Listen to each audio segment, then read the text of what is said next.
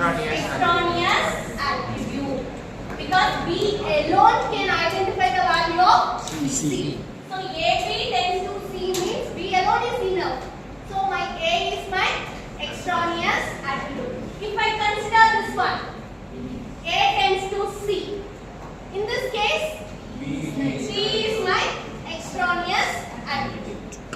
So you can take any one, either this one or this one.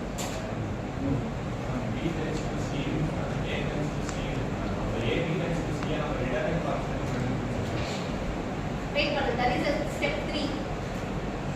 So in this case only we are removing the extra attribute present in my right hand side. The third step only we are going to remove the written and functional dependency. So in this case, so either you can take B tends to C or A tends to C. In this case your first functional dependency either you can remove A or you can remove B.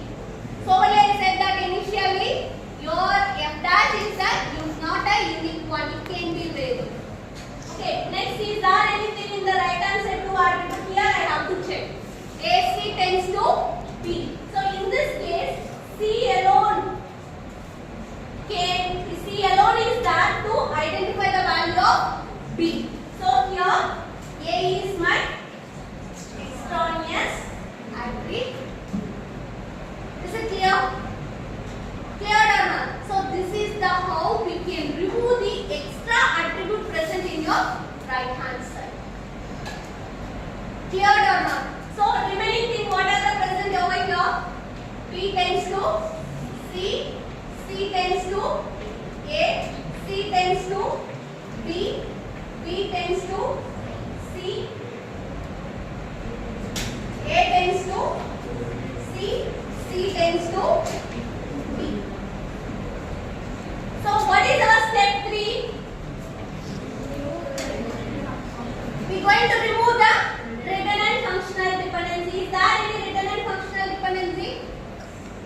B tends to C. Here also B tends to C. So I have to remove B tends to C.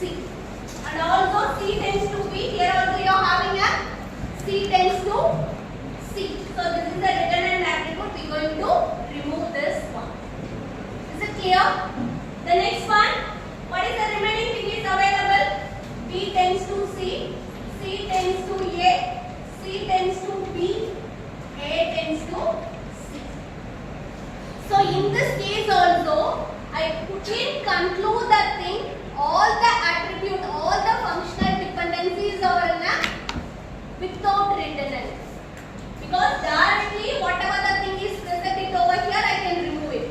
But indirectly they may have a written and dependency. For example, if I consider the first one, I am going to check whether B tends to C is a written and one or not. How I can able to identify means without this. By taking a B closure, if I can able to identify the value of C without this, then that is a written and data. Am I right or wrong? Is it clear? Is it clear or not? So first I have to consider the first one. I am going to take a B closure. I am going to remove this one. Without this. Not removing, without that. So if I take a B closure without this, so what is the B closure value? Definitely B must be there. If I have able to identify B, B is possible. There is no functional dependency starts with the B. So if I take a B closure, I can able to identify only a B. So definitely this particular dependency is not a written and one. Again I have to check C tends to A. So whether it is a written and one or not. For that we are going to take a C closure. So if you are taking a C closure, what would be?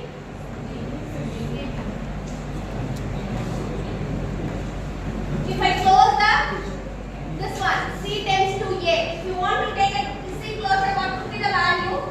C. Through C I can able to identify B. Through B I can able to identify C. Already it can be present. So through that also I can't able to identify A. So this is not a